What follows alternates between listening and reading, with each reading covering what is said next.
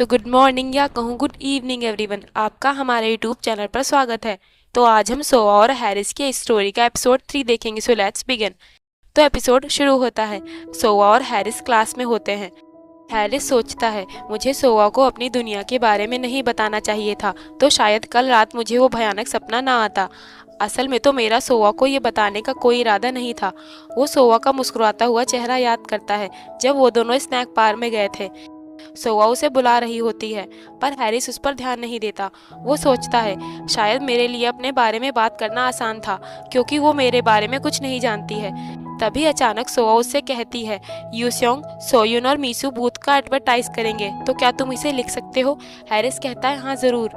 वो सोचता है, पर मेरे सोआ को सब कुछ बताने के बाद भी कुछ भी नहीं बदला। सोआ अब भी मुझे पहले जैसे ही ट्रीट करती है, एक बच्चे की तरह। देन स्कूल एंड हो जाता है। सोआ हैरिस से कहती है, मुझे यकीन नहीं हो रहा है कि हमने आखिरकार अपनी पेनल्टी की सफाई खत्म कर ली। हैरिस कहता है, चलो अब हम पैकअप कर लें। सोआ कहती है, ज़रा रुको, मैं ये सफाई का कपड़ा धुल कर आती हूँ। सोआ उस कपड़े को धुलते हुए सोचती है, जब कल हैरिस ने मुझे अपने बारे में बताया, उसके बाद से मैं उसमें एक नई सी चमक को देखने लगी हूँ। इससे पहले वो मुझे ऐसा लगता था कि जैसे कोई बुरी आत्मा यूसियों के शरीर में है, पर अब मुझे उसके पास्ट के बारे में पता है। वो हैरिस के बारे में सोचती है, मेरा कभी भी उसे पर्सनली जानने का इरादा नहीं था। वो यही सब सोचते हुए चल रही होती है, तभी उसका पैर लड़खड़ाता है और वो गिरने वाली होती है। तभी एक ब्राउन हेयर वाला लड़का आकर उसे पकड़ लेता है।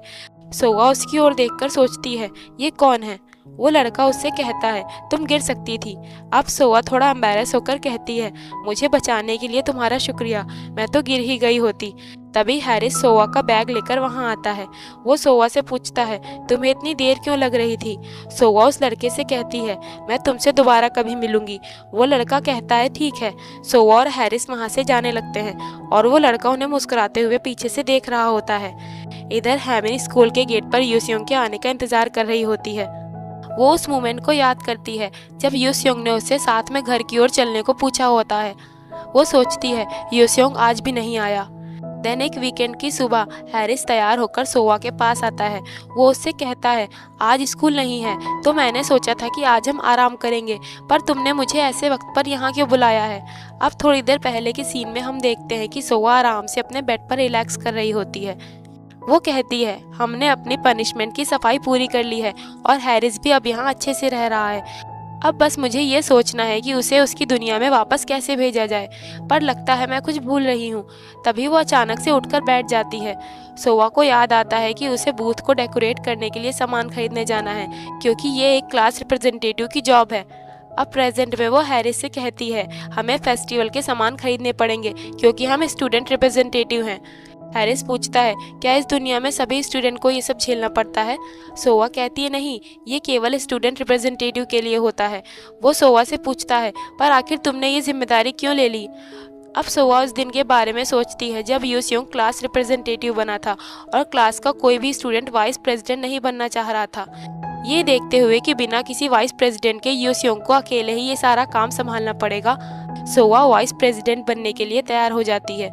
वो हैरिस से कहती है, मुझे ये काम करना पसंद है, इसीलिए मैंने ये जॉब चुनी। वो हैरिस को ये नहीं बताना चाहती कि ये सब उसकी यानी यूसियोंग की वजह से हुआ है। तभी उन दोनों की बस आ जाती है और वो बस पर बैठ जाते हैं। सोआ हैरिस के बगल में बैठी होती है। वो सोचती है, मुझे यूसियोंग के साथ बस में बैठे हुए काफ़ी वक्त गुजर गया। जब हम दोनों छोटे थे तो हम अधिकतर बस में आया जाया करते थे, पर अगर अभी यूसियोंग की बॉडी पर हैरिस का कब्जा ना होता तो शायद ही हम दोनों एक दूसरे के अगल बगल में बैठे होते। सोआ हैरिस को ही देख रही होती है। तभी हैरिस उसकी ओर देखता है। वो सोआ से पूछता है, तुम मुझे क्यों घूर रही हो? सोआ अपना चेहरा दूसरी ओर घुमाकर कहती है, नहीं, कुछ भी तो नहीं।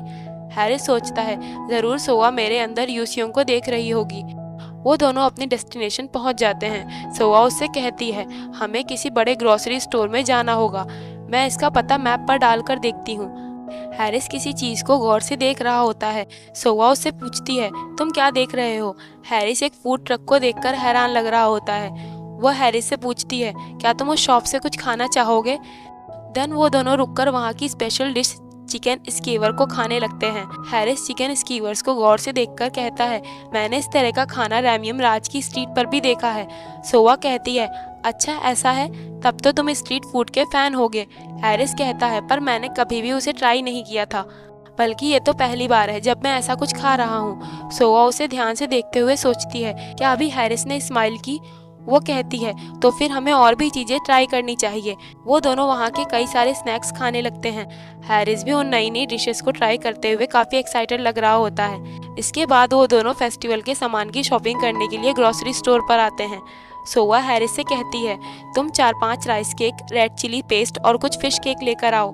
वो दोनों खाने का सारा सामान खरीद लेते हैं। उनकी बास्केट सामान से पूरी भर जाती है। उसे उठाते हुए सोआ कहती है, ये तो काफ़ी भारी है। हैरिस उसके हाथ से वो बास्केट ले लेता है। वो सोआ से कहता है, अब हमें और क्या खरीदना है? सोआ कहती है, तुम्हारा शुक्रिया, चलो हम उस ओर चलते हैं, हमें बूथ की डेकोरेशन का सामान भी लेना है। वो दोनों स्टोर से डेकोरेशन का सामान भी खरीद लेते हैं। उस स्टोर में सोआ को एक हैंडमेड ज्वेलरी शॉप दिखती है। वो उन ज्वेलरीज को देखकर खुश हो जाती है। हैरिस उससे पूछता है, क्या तुम्हें ये पसंद है? सोआ कहती है, मुझे हैंडमेड ज्वेलरी बहुत पसंद है। ये फैक्ट कि कोई खुद इन्हें अपने हाथों से बनाता है, इससे इनकी खूबसूरती और भी ज़्यादा बढ़ जाती है। हैरिस सोचता है, मैंने सोचा था ये तो बस एक नॉर्मल चीज़ है। सोआ उस शॉप से अपने लिए एक ब्रेसलेट खरीद लेती है। हैरिस मन में सोचता है, सोआ तो शॉक्ड हो जाएगी अगर वो मेरे रैमियम राज का ज्वेलरी रूम देख ले। सोआ कहती है, ये काफ़ी मज़ेदार था। वो सामने एक स्टोर को देखकर कहती है, हम घर चलने से पहले इस स्टोर में चलते हैं। मैं उस सेंट को ढूंढना चाहती हूँ जिसको तुमने अपने बाथ में स्मेल किया था। वो इस स्टोर में जाकर हैरिस से कई सारे परफ्यूम स्मेल करवाती है, पर उनमें से किसी भी सेंट की स्मेल उससे सिमिलर नहीं होती है जिसे उसने अपने बाथ में स्मेल किया था। वहाँ की एक वर्कर उन्हें बताती है कि हमारे पास बस इतने ही फ्लावर सेंट परफ्यूम हैं। सोआ हैरिस से कहती है, हमें फ्लावर सेंटेड परफ्यूम के अलावा दूसरे परफ्यूम को भी देखना चाहिए। हो सकता है तुमने जो स्मेल किया था वो फ्लावर सेंट ना हो। सोआ वहाँ के एक परफ्यूम को उठाती है और उसे गौर से देखने लगती है। उस परफ्यूम की स्मेल से उसे अपने बचपन के दिन याद आने लगते हैं जो उसने योसियोंग के साथ में बिताए थे। ये परफ्यूम योसियोंग की मॉम का फेवरेट परफ्यूम था। तभी हैरिस सोआ से पूछता है, क्या ये सेंट तुम्हें कुछ जाना पहचाना लग रहा है? सोआ कहती है, हाँ, ये परफ्यूम योसियोंग की मॉम का फेवरेट परफ्यूम था। हैरिस कहता है, तो तुम उन्हें ये गिफ्ट कर सकती हो। सोआ कहती है, शायद नहीं, क्योंकि अब वो हमारे साथ नहीं है। दिन शाम हो जाती है। वो दोनों उस स्टोर से बाहर आ जाते हैं। सोआ हैरिस से कहती है, हम उस सेंट को कहीं और ढूंढने की कोशिश करेंगे। हैरिस कहता है, सही कहा, हो सकता है हम कहीं और उसे ढूंढ पाएं। वो दोनों सारी शॉपिंग करने के बाद घर आ रहे होते हैं। तभी रास्ते में सोआ को एक क्लॉ मशीन दिखती है। सोआ हैरिस से पूछती है, क्या तुम ये ट्राई करना चाहोगे? सोआ उस क्लॉ मशीन का यूज़ करके उसमें से एक की चेन निकाल लेती है। वो उस क्यूट की चेन को हैरिस को देते हुए कहती है, ये लो, ये तुम्हारे लिए है। हैरिस गुस्से से कहता है, क्या तुम मुझे एक छोटा बच्चा समझती हो? मैंने तुमसे कहा था कि मुझे ये सब चीज़ें नहीं पसंद है। सोआ कहती है, सच में? तो फिर तुम मेरी दी हुई टेडी पिलो को लेकर यहाँ वहाँ क्यों घूमा करते हो? हैरिस थोड़ा एम्बैरेस होकर कहता है, पर मुझे ये नहीं चाहिए। लेकिन आखिर में हैरिस उस की चेन को अपने बैग में लगा लेता है। वो दोनों बस स्टॉप पर बैठकर आइसक्रीम खाने लगते हैं। हैरिस कहता है, मुझे यकीन नहीं हो रहा है कि मैंने इतनी बेकार सी की चेन को अपने बैग में लगा रखा है। सोआ कहती है, पर यह तुम्हारे ऊपर अच्छी लग रही है। तभी उन दोनों की बस आने वाली होती है। सोआ एक बार में अपनी पूरी आइसक्रीम खा लेती है। देन वो दोनों बस में बैठे होते हैं। सोआ कहती है, मैं बहुत थक गई हूँ, पर हमने काम के जरिए काफ़ी मज़े किए। हैरिस कहता है, एक बार में आइसक्रीम खाने की वजह से मेरे दांत सुन्न हो गए हैं और पता नहीं तुमने वो पूरी आइसक्रीम एक बार में कैसे निगल ली। सोआ हैरिस से पूछती है, तुम इस दुनिया में आने के बाद कभी इस तरह से नहीं घूमे, तो आज तुम्हें कैसा लगा? हैरिस कहता है, आज हमने जो खाया मुझे वो बुरा नहीं लगा, पर मुझे अब भी ये समझ नहीं आ रहा है कि हमने इतनी सारी चीज़ें क्यों खरीदी है। मैंने यहाँ की स्ट्रीट पर कई सारी दिलचस्प चीज़ें देखी जो कि मेरे लिए नई थी। सोआ हंसते हुए कहती है, ऐसी बहुत सी जगह अभी बाकी है, हम वहाँ बाद में चल सकते हैं। हैरिस कहता है, मुझे लगता है कि हमें मेरे रैमियम किंगडम में वापस जाने के बारे में सोचना चाहिए। वो दोनों बात कर रहे होते हैं कि तभी दो बूढ़े अंकल आंटी उनकी बस में चढ़ते हैं। बस में काफ़ी भीड़ होती है। सोआ उन आंटी को अपनी सीट देते हुए कहती है, आंटी आप इस पर बैठ जाइए। वो आंटी सोआ को थैंक यू बोलती है। ये देखकर हैरिस काफ़ी हैरान हो जाता है। वो भी अपनी सीट से उठ जाता है और उन बूढ़े अंकल से कहता है, आप मेरी जगह पर बैठ सकते हैं। आप सोआ और हैरिस अगल बगल में खड़े हो जाते हैं। हैरिस सोचता है, यहाँ की सोसाइटी में कोई ऊंचे नीचे का फर्क नहीं है, फिर भी यहाँ के लोग बड़ों की रिस्पेक्ट करते हैं। ये चीज़ रैमियम राज्य की कस्टम से अलग है। हैरिस देखता है सोआ को थके होने की वजह से नींद आ रही होती है। ये देखकर वो उसके हाथों से सामान का बैग ले लेता है। वो सोचता है, सोआ तुम कितनी अजीब दुनिया में रहती हो। देन अगले सीन में सोआ रनिंग की प्रैक्टिस कर रही होती है। तभी ब्रेक हो जाता है। सोआ के कोच उसके पास आकर कहते हैं, मुझे तुमसे कुछ बात करनी है सोआ। कोच सोआ को डांटते हुए कहते हैं, आजकल तुम बहुत ज़्यादा सुस्त हो गई हो और इधर तुमने कई बार प्रैक्टिस भी स्किप की है। ये सब क्या चल रहा है? तुम्हारे कॉलेज एंट्रेंस एग्जाम भी आने वाले हैं। अगर तुमने अच्छे से मेहनत नहीं की तो तुम्हें ये पार नहीं कर पाओगी। तुम दूसरे बच्चों की मेहनत को देखो। सोआ कहती है, मुझे माफ़ कर दीजिए सर, मैं आजकल स्कूल फेस्टिवल को लेकर काफ़ी बिजी थी। वो सोचती है, जियोन ने भी मुझसे यही बात कही थी और आज कोच भी यही कह रहे हैं। मुझे नहीं पता चला कि मैं कब इतनी ज़्यादा बदल गई हूँ। उसे ऐसा लगता है कि जैसे यूसियोंग यानी हैरिस ने उसे पकड़ रखा हो। कोच उससे कहते हैं, तुम्हें कड़ी मेहनत करने की ज़रूरत है सोआ। सोआ कहती है, ठीक है। जीवोन सोआ को कोच के साथ में देखती है। इधर क्लास में हैरिस उस टेडी पिलो पर पेन से निशान बना रहा होता है। वो कल के बारे में सोच रहा होता है जब सोआ के साथ वो शॉपिंग पर गया था। वो अपने मन में कहता है, आखिर सोआ का यूसियोंग के साथ कैसा रिश्ता है। वो दोनों नॉर्मल फ्रेंड्स तो नहीं लगते, क्योंकि अगर ऐसा होता तो सोआ उसकी इतनी ज़्यादा परवाह क्यों करती। तभी सोआ जियोन के साथ क्लास में आती है। हैरिस उससे कहता है, सोआ क्या तुम अभी ट्रेनिंग से वापस आ रही हो? वो हैरिस को कुछ कहने चलती है। तभी सोआ को अपने कोच की कही बात याद आती है। वो सोचती है, मैं ये सब केवल तभी तक कर रही हूँ जब तक हैरिस अपने रेमियम किंगडम में वापस नहीं चला जाता, तो सब कुछ ठीक होगा। वो हैरिस से कहती है, बाहर आज कुछ ज़्यादा ही गर्मी है। तभी वो हैरिस को दिया हुआ अपना टेडी देखती है जिस पर हैरिस ने पेन से निशान बना दिए होते हैं। सोआ हैरानी से उससे पूछती है, तुमने इस पिलो के साथ क्या किया और वो की चेन कहाँ है? हैरिस कहता है, क्या मुझे उसे स्कूल में भी लेकर आना था? उन दोनों को ऐसे बात करता हुआ देखकर जीवोन सोचती है, क्या ऐसा सिर्फ मुझे ही लग रहा है या फिर ये दोनों सच में एक दूसरे के काफ़ी क्लोज आ गए हैं। मैं हैरान हूँ कि ये दोनों अचानक बेस्ट फ्रेंड कैसे बन गए। वो कुछ हफ्ते पहले हुए एक मोमेंट को याद करती है जब हैरिस का यूसियोंग की बॉडी पर कब्जा नहीं था। यूसियोंग सोआ से पूछता है, तुम कहाँ जा रही हो? सोआ कहती है, मैं स्नैक बार जा रही हूँ, मुझे थोड़ी प्यास लगी है। यूसियोंग सोआ को अपनी ड्रिंक देते हुए कहता है, अगर ऐसी बात है तो तुम ये ड्रिंक ले सकती हो, मुझे पता है कि ये तुम्हारा फेवरेट है। सोआ कहती है, कोई बात नहीं, तुम इसे रख सकते हो, मैं अपने लिए खरीद लूँगी। यूसियोंग कहता है, तुम इसे ले सकती हो, पर सोआ उसे इग्नोर करके वहाँ से चली जाती है। अब प्रेजेंट में जीवोन कहती है, इन दोनों के बीच आखिर चल क्या रहा है। तभी अचानक उसके पीछे से ग्योंग वहाँ आकर कहती है, क्या तुम्हें भी ऐसा ही लगता है? सोआ आजकल काफ़ी अजीब सा बर्ताव करने लगी है। वो इधर ताइक्वांडो की ट्रेनिंग स्किप कर रही है और सारा वक्त यूसियोंग के साथ में रहती है। पक्का इन दोनों के बीच कुछ चल रहा है। चलो जीवोन, मेरे साथ इसका पता लगाते हैं। जीवोन ग्योंग से कहती है, तुम पागल मत बनो। वो सोचती है, क्या सच में ऐसा कुछ है? देन क्लास में टीचर स्टूडेंट को बताती है कि ये पीरियड क्लब एक्टिविटी के लिए है, तो आप सब अपने क्लब रूम में जाइए। हमारी दिन की आखिरी मीटिंग 7th पीरियड के बाद होगी। हैरिस सोआ से पूछता है, क्लब एक्टिविटी? सोआ कहती है, चलो हम चलें। क्लब रूम की ओर जाते समय हैरिस सोआ से कहता है, मैंने सोचा कि हम दोनों अपने सेम क्लब रूम में जा रहे हैं, हमारा क्लब सेम है ना? सोआ कहती है, नहीं, तुम्हें तुम्हारे क्लब रूम तक छोड़ने के बाद मैं अपनी ट्रैक प्रैक्टिस के लिए जा रही हूँ। यूसियोंग थिएटर क्लब का एक मेंबर है। हैरिस चौंक कर कहता है, थिएटर क्लब? सोआ कहती है, तुम आईने में अपना चेहरा देखो, थिएटर क्लब के लिए तुम्हारा फेस परफेक्ट है। वो डरते हुए सोआ से कहता है, तुम कह रही हो कि मुझे नाटक करना होगा, पर मैंने पहले कभी भी ऐसा कुछ नहीं किया है। इससे अच्छा तो मैं तुम्हारे साथ धूप में दौड़ना पसंद करूंगा। सोआ कहती है, माफ़ करना, पर क्लब चेंज करने के लिए अब काफ़ी देर हो चुकी है, तुम परेशान मत हो। थिएटर क्लब के हर मेंबर को एक्ट नहीं करना पड़ता है। शायद तुम बहुत शांति से वहाँ बैठे रह सकते हो ताकि तुम्हें कुछ भी ऐसा करना ना पड़े जो कि विजिबल हो। वो सोचती है, पर प्रॉब्लम तो ये है कि यूसियोंग का चेहरा हमेशा ही विजिबल होता है। हैरिस इस नई क्लब एक्टिविटी की बला से परेशान हो रहा होता है। सोआ हैरिस से कहती है, मुझे पता है कि ये एक परेशानी है, पर क्या तुम मेरे लिए ये कर सकते हो? यूसियोंग को थिएटर बहुत पसंद है। वो बचपन से ही स्कूल प्ले में लीड रोल प्ले करता हुआ आ रहा है। उसने कहा था कि उसे थिएटर पसंद है क्योंकि एक्टिंग करते समय वो एक अलग इंसान बन सकता है। वो सोचती है, मुझे याद है बचपन में यूसियोंग का क्लास उसकी वजह से हमेशा ही सारे प्राइज जीत लेता था।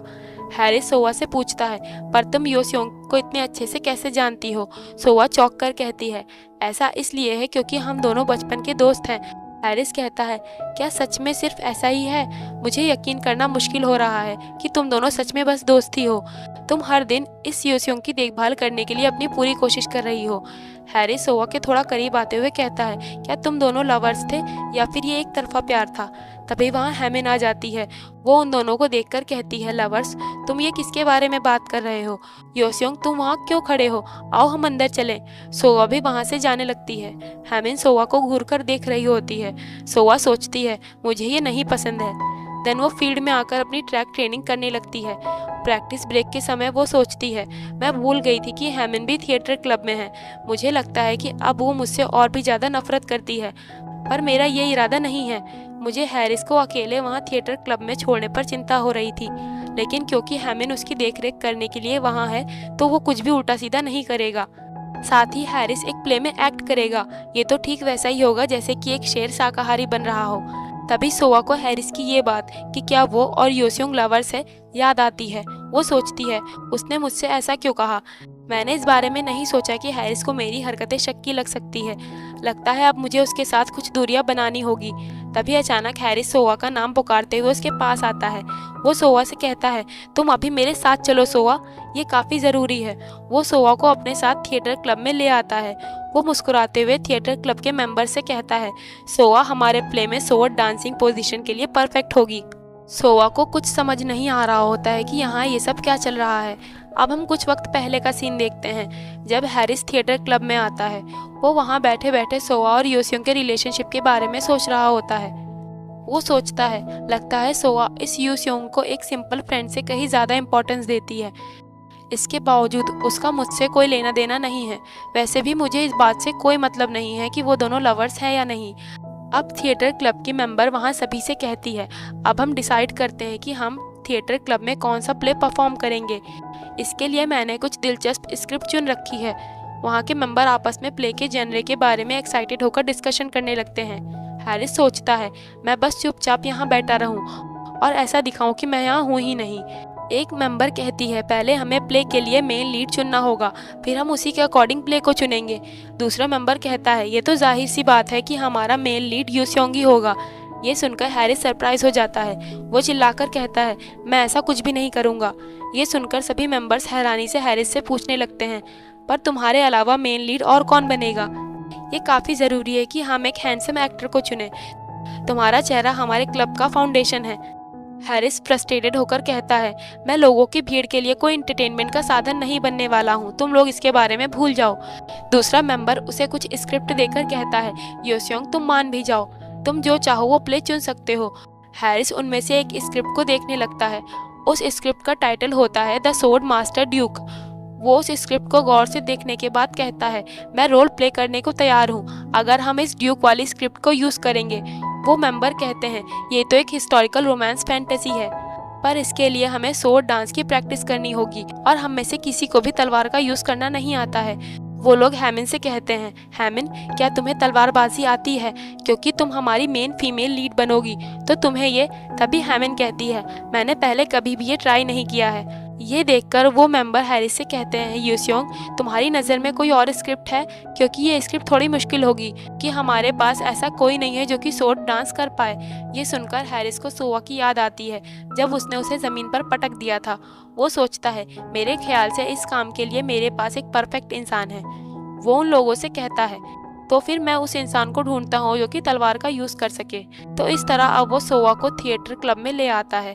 हैरिस उन सभी मेंबर्स से कहता है, सोवा हमारे प्ले की सोर्ड डांसिंग पोजीशन की कैंडिडेट होगी। मेंबर्स आपस में बात करते हैं, ये लड़की भला कौन है? हम ऐसे किसी को भी प्ले में पार्टिसिपेट नहीं करने दे सकते जो कि हमारे क्लब का मेंबर नहीं है। हैरिस पूरे कॉन्फिडेंस के साथ कहता है, सोवा तलवार का यूज़ कर सकती है। तो फिर मुझे लगता है कि सारा मामला हल हो चुका है। सोवा धीरे से हैरिस से कहती है, मैं तलवार का इस्तेमाल नहीं करना जानती हूँ। वो सोचती है, यहाँ ये सब क्या चल रहा है? क्या मुझे प्ले में सोर्ड डांस करना पड़ेगा? हैरिस कहता है, मुझे पता है तुम ये कर सकती हो। वो सोवा को एक लकड़ी की तलवार दे देता है। सोवा काफ़ी कन्फ्यूजन से सोचती है, आखिर ये मुझे तलवार क्यों दे रहा है?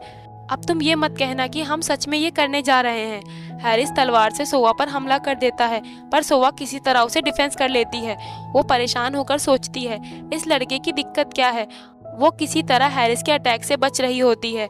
ये देखकर वहाँ के मेंबर्स भी काफ़ी हैरान लग रहे होते हैं। सोआ सोचती है, मैं एक असली तलवारबाज से मुकाबला क्यों कर रही हूँ, ऐसे तो मेरी खोपड़ी ही खुल जाएगी, मुझे इसे रोकना होगा। तभी वो अपने हिस्टोरिकल फैंटेसी शो की तलवारबाजी को याद करती है कि वो लोग कैसे मुकाबला कर रहे थे। अब वो हैरिस को बराबरी की टक्कर देने लगती है। तभी उसके हाथ से तलवार छूट जाती है और इस तरह हैरिस इस मुकाबले में जीत जाता है। उनका ये मुकाबला देखकर सारे मेंबर्स उन्हें चीयर करते हुए कहते हैं, ये काफ़ी कूल था, इसे एक और बार करो। तुम दोनों असली के तलवारबाज लग रहे थे और ये मुकाबला एक मूवी के सीन जैसा था। वो लोग सोआ से कहते हैं, तुम्हारा हमारे क्लब में स्वागत है। हमें नहीं पता कि तुम कौन हो, पर तुम प्ले के लिए एक परफेक्ट कैंडिडेट हो। सोआ कंफ्यूज होकर सोचती है, आखिर ये सब क्या हो रहा है। देन वो हैरिस को क्लास में लाकर उससे पूछती है, तुम क्या सोच रहे थे? तुम किसी दूसरे क्लब के मेंबर को कैंडिडेट के तौर पर नहीं ला सकते हो और तुमने अचानक बिना किसी वार्निंग के तलवारबाजी का मुकाबला भी शुरू कर दिया। हैरिस कहता है, तुमने ही कहा था कि तुम इसे ट्राई करना चाहती हो, है ना? अब कुछ दिन पहले के सीन में हम देखते हैं कि सोआ और हैरिस बैठकर टीवी देख रहे होते हैं। टीवी के शो में तलवारबाजी का सीन होता है। सोआ उसे देखकर हैरिस से कहती है, ये तो काफी कूल है, काश मैं भी ये कर पाती। पर तुमने तो ये हजारों बार किया होगा हैरिस। हैरिस कहता है, हाँ, इससे भी ज्यादा। सोआ उससे कहती है, हैरिस तुम बहुत कूल हो, तुम कभी इसके बारे में मुझे भी सिखाना। अब प्रेजेंट टाइम में सोआ कहती है, मैं तो बस मजाक कर रही थी। हैरिस कहता है, तुम चिंता ना करो, सब ठीक होगा। वो सोचता है, सोआ, अब तक तुमने मुझ पर बहुत चिल्लाया है, अब मेरी बारी है, अब से तुम मुझसे ये सीखोगी। वो सोआ से कहता है, मैं तुम्हें स्वॉर्ड डांसिंग के बारे में सब कुछ सिखा दूंगा। दिन रात के समय हैमिन अपने अपार्टमेंट में होती है। वो याद करती है कि योस्योंग सोआ के साथ तलवारबाजी करते हुए कितना खुश लग रहा था। इस बात से फ्रस्ट्रेटेड होकर वो अपना फोन जमीन पर पटक देती है। इधर सोआ और हैरिस साथ में होते हैं। हैरिस सोआ को एक लकड़ी की छड़ी देते हुए कहता है, हम असली तलवार की जगह इसका यूज करेंगे। तो इस तरह सोआ की स्वॉर्ड डांसिंग की ट्रेनिंग शुरू हो जाती है। सोआ कहती है, तुम्हें ये कहाँ से मिली? हैरिस कहता है, प्रैक्टिस पर ध्यान दो, शुरुआत में मैं तुम्हें सिखाता हूँ कि तलवार ढंग से कैसे पकड़ते हैं। मैंने नोटिस किया था कि तुमने पहले तलवार कैसे पकड़ रखी थी, तुम एकदम नौसिखिया लग रही थी। सोआ कहती है, ऐसा इसलिए था क्योंकि तुम मुझ पर कहीं से भी वार कर रहे थे। वो उसे ठीक से तलवार पकड़ने का तरीका बताते हुए सोआ के थोड़ा क्लोज आ जाता है। इससे सोआ ब्लश करने लगती है। वो हड़बड़ी में वो छड़ी हैरिस के सर पर मार देती है। वो सोचती है, ये मेरे इतने पास क्यों खड़ा था। अब हैरिस सोआ को अपने अपोनेंट के अटैक को ब्लॉक करना और उस पर वार करना सिखाता है। इससे सोआ के हाथों से छड़ी छूट जाती है। हैरिस अपनी छड़ी को सोआ के सामने लाकर कहता है, अपने अपोनेंट को निहत्था कर दो। सोआ उसे देखकर सोचती है, मुझे नहीं पता क्यों, पर हैरिस इस समय बहुत कूल लग रहा है। देन अगले दिन स्कूल में थिएटर क्लब की प्रेसिडेंट कहती है, हम एक्स्ट्रा प्रैक्टिस सेशन रखने वाले हैं क्योंकि स्कूल फेस्टिवल नज़दीक ही आ रहा है। आज से स्कूल के बाद 3 घंटे हम यहाँ इकट्ठा होंगे। ये सुनकर सोआ के होश उड़ जाते हैं क्योंकि उसके पास पहले से ही इतना काम है। हैमिन हैरिस का हाथ पकड़कर कहती है, योस्योंग, मैं इस पार्ट की प्रैक्टिस तुम्हारे साथ करना चाहती हूँ, इसे अकेले करना मुश्किल होगा। वो हैरिस को अपने साथ ले जाने लगती है। ये देखकर सोआ सोचती है, वाओ, मुझे यकीन नहीं हो रहा है हैरिस ने मुझे यहाँ छोड़ दिया। वैसे इसका सेंस भी बनता है क्योंकि ये दोनों इस प्ले के मेन लीड हैं। सोआ खुशी से अकेले प्रैक्टिस करने को चली जाती है। इधर हैमिन हैरिस के साथ प्ले का रिहर्सल कर रही होती है, पर हैरिस अपने डायलॉग ठीक से नहीं पढ़ रहा होता है। हैमिन गुस्से में सोचती है, योस्योंग सच्चे मन से कोशिश नहीं कर रहा है। सोआ एक कोने में अकेले अपनी स्क्रिप्ट को याद कर रही होती है। वो सोचती है, मुझे हैमिन की जगह पर स्वॉर्ड डांस करना होगा। वो हैमिन से कहती है, मुझे प्ले के एक पॉइंट पर तुम्हारी जगह आना होगा। क्या तुम्हें पता है ये किस लाइन में होना चाहिए? हैमिन उसे इग्नोर करते हुए कहती है, ज़्यादा चिल्लाने की वजह से मेरा गला खराब हो रहा है, मैं ज़रा पानी पीने जाती हूँ। ये कहकर वो वहाँ से चली जाती है। सोआ सोचती है, क्या उसने अभी मुझे अनदेखा कर दिया? अब हैरिस सोआ से कहता है, हम अभी अपनी कल की स्वॉर्ड डांस लेसन्स की प्रैक्टिस को जारी कर सकते हैं। जब हैमिन वहाँ वापस आती है, वो देखती है कि योस्योंग और सोआ तलवारबाजी की प्रैक्टिस कर रहे होते हैं। ये देखकर हैमिन चिढ़ जाती है। देन अब उन सबके घर जाने का समय हो जाता है। ज़्यादा प्रैक्टिस कर लेने के कारण सोआ की पूरी बॉडी कांप रही होती है। वो सोचती है, आखिरकार अब मैं घर जाऊंगी। तभी हैमिन कहती है, सभी लोगों की कड़ी मेहनत के लिए मैं सभी को आइसक्रीम की ट्रीट देना चाहूँगी। वो हैरिस से कहती है, योस्योंग, चलो हम साथ में आइसक्रीम खरीदने चले। हैरिस हैरानी से उससे कहता है, क्या, मैं और तुम? देन वो दोनों आइसक्रीम खरीद लाते हैं। हैमिन सभी को आइसक्रीम देती है, पर जैसे ही वो सोआ के पास पहुंचती है, हैमिन कहती है, मुझे माफ़ करना, मैं केवल इतनी ही आइसक्रीम लाई थी, ये केवल मेरे क्लब मेंबर्स के लिए ही थी। सोआ गुस्से से सोचती है, आखिर हैमिन इतनी नीच क्यों बन रही है। सोआ अपने टाइकेंडो स्टूडियो में आ जाती है और वो अपना गुस्सा वहाँ निकाल रही होती है। उसका अपोनेंट कहता है, सोआ आज तुम्हें क्या हुआ है, तुम आज कुछ ज़्यादा ही कठोरता से पेश आ रही हो। सोआ कहती है, मुझे माफ़ करना, मेरे ख्याल से ऐसा इसलिए है क्योंकि मैं किसी चीज़ को लेकर परेशान हूँ। वो गुस्से में कहती है, चलो क्यों ना हम एक और राउंड करें। उसका अपोनेंट कहता है, प्लीज़ कोई मेरी मदद करो। देन अगले दिन फिर से सोआ को प्रैक्टिस के लिए थिएटर क्लब में जाना पड़ता है। वो सोचती है, मुझे इससे नफरत हो गई है, पर ये सब केवल हैरिस की वजह से हो रहा है। आखिर मैंने इसे कूल कैसे समझ लिया। हैरिस सोआ से कहता है, चलो हम अंदर चलें सोआ। सोआ हैरिस के पेट पर मारकर कहती है, पहले तुम अंदर जाओ। वो सोचती है, काश मैं इसे तलवार से मार पाती। वो दोनों क्लब हॉल में आ जाते हैं। हैमिन यूसियोंग के साथ सोआ को दोबारा देखकर उसे घूरने लगती है। उसे ऐसे घूरता हुआ देखकर सोआ सोचती है, कोई बात नहीं, मुझे बस उसे इग्नोर करना है। फेस्टिवल के आने तक मुझे ये सब झेलना होगा और उसके बाद सब कुछ ठीक हो जाएगा।